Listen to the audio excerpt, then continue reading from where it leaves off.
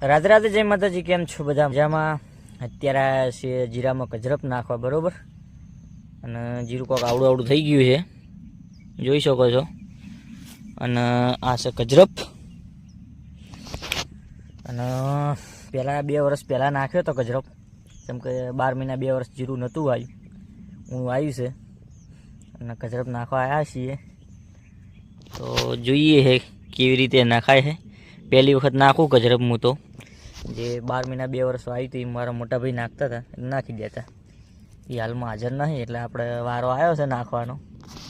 કેવી રીતે નાખાય છે ને કેવી રીતે નાખાય કોઈ પણ ખબર નહીં. તો એ નાખી તો દેવું, કેમ કે જોયેલું જ છે કે આવી રીતે નખાય.